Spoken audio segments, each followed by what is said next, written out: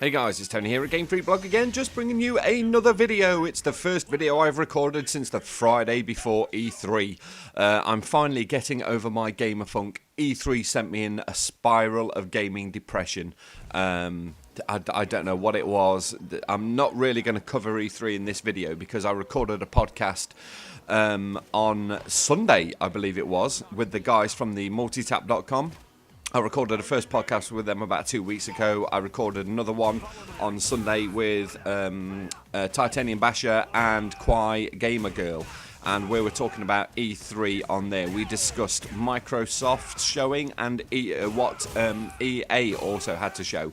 So I'm going to put the links down in the description. Go on there and check it out. We're going to be recording the second part of that podcast tomorrow, I believe it is, should we all be able to make it, and we're going to be talking about Sony and Nintendo showing and everything else that went on there. So I'm not going to rant about E3. This video that I'm going to be doing today is quite simple. I was just sitting down the other day just thinking about fighting games. Virtua Fighter 5, the new version has come out on Xbox Live and PSN. I haven't managed to pick it up yet because I'm a little bit poor at the moment. I've been spending so much money on train fares and whatever, getting to and fro from college, that it's just basically financially wiped me out. But I was sitting thinking about Virtua Fighter, and it got me thinking along a certain train of thought as to which were my favourite fighting games. So I'm going to make a video about my top 3 fighting games of all time. Now, I'm specifically talking here about one-on-one fighting games. I'm not talking kind of like the side-scrolling beat-em-ups. I may actually cover that in another video after this one, because I do think that that will be a great subject for a video as well. But in this one, I want to talk specifically about my top 3 fighting games, and not necessarily just because of the actual mechanics of the game and what they do. More specifically about my memories of them, you know, why I liked them at the time or anything like that. So the very first fighting game that I'm going to cover, and these are in no particular order, I love them all as much as each other. So my first fighting game that I want to talk about on the list is Street Fighter 2.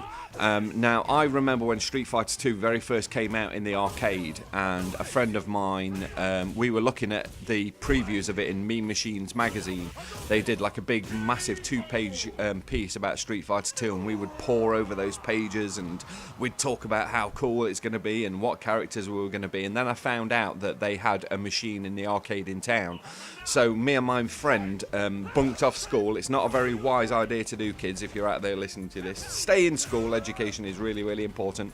But we nicked off school anyway, and we went down and spent our dinner money on Street Fighter 2.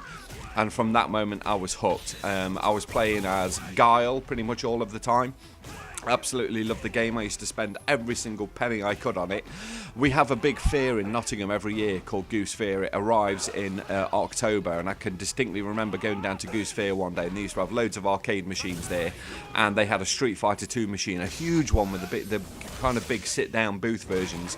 And I put 20 pence in, and I kind of sat there, and this was in the halcyon days of the arcade, when you could be playing a game and someone would just come up and put their 20p down and leave it on the side, and that was, you know, that was kind of like it was their turn next almost.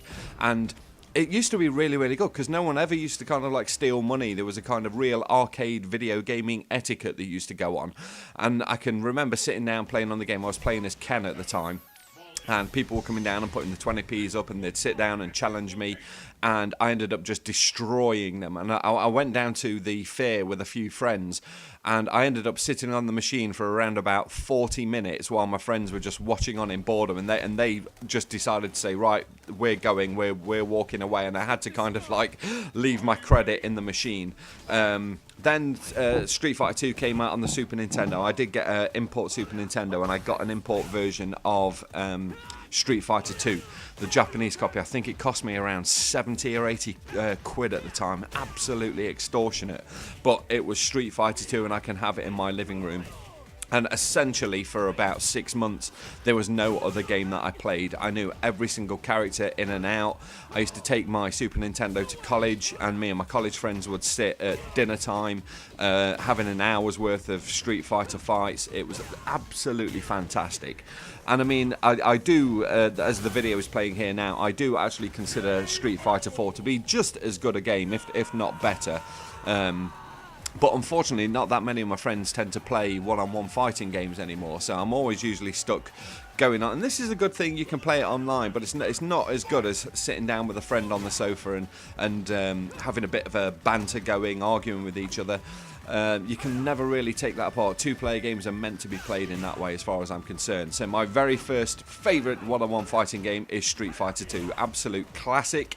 Of course it was superseded by the Turbo editions and everything, but just from memories alone and just the actual game when it was released and the whole excitement about it, you cannot beat Street Fighter 2 in my eyes. My second choice for this top 3 fighting games is Tekken 3 on the PlayStation.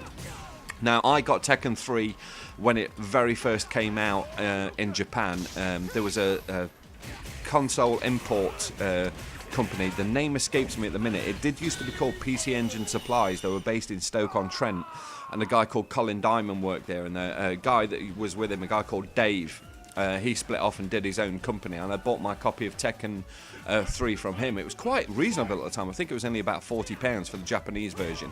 I'd played it in the arcade. I'd absolutely loved it. I was a big fan of the Tekken games before that, and Tekken 2 in particular.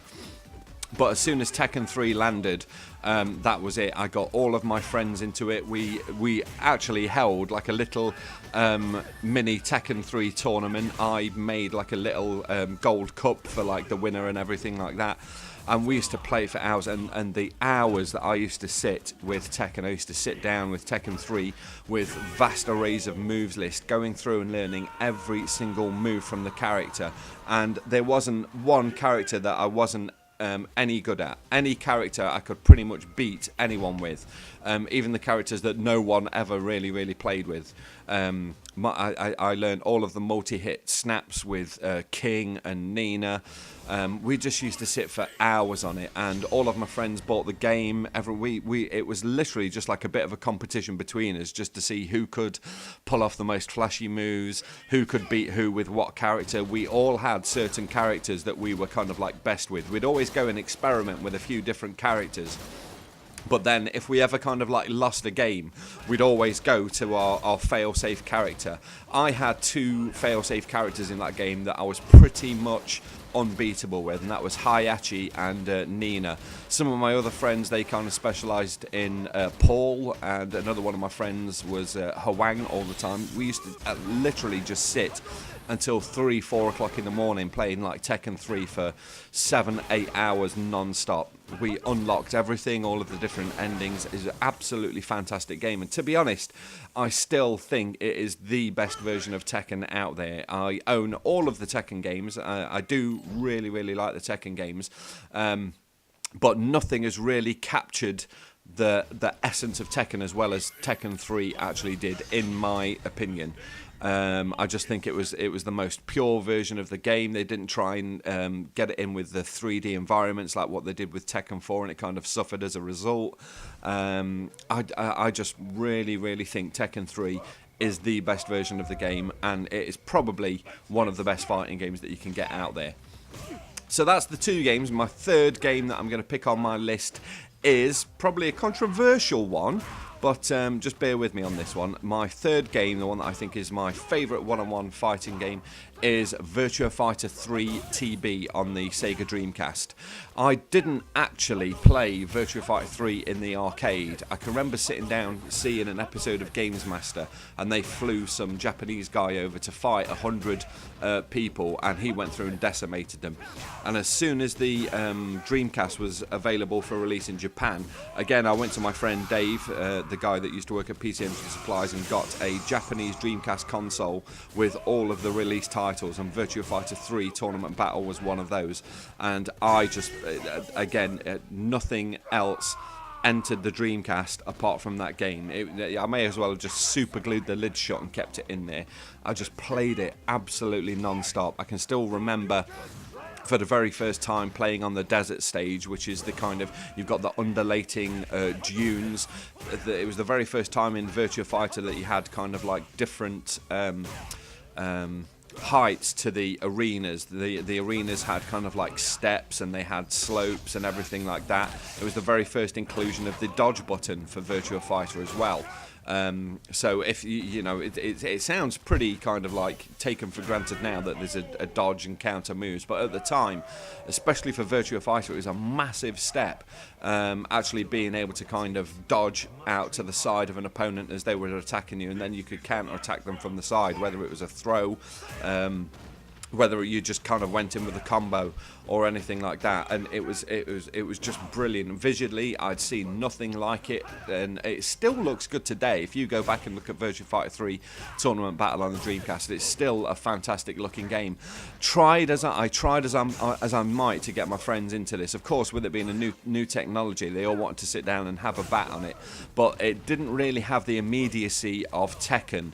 Lots of the time with Tekken, you can be a beginner and knock out some flashy moves and some flashy combos, but basically, as any kind of dyed-in-the-wool Virtua Fighter fan will attest to, that Virtua Fighter is a game that just doesn't come quickly. Virtua Fighter is a game that you need to sit down with. It can take you years to master Virtua Fighter. I've been playing Virtua Fighter since the very first one on the Sega Saturn, and I'm still not that good at it. I can kind of like hold my own, but so Virtua Fighter 3. So that's Virtua Fighter 3, Tekken 3, and Street Fighter 2. My top 3 one-on-one fighting games of all time. So what are yours? That is the question. Feel free to send me a video response. Leave a comment in the comment section. It's Tony from Gamefreakblog, thanking you for tuning in to another video, and I will catch you in the next one, guys. Take care. Bye-bye.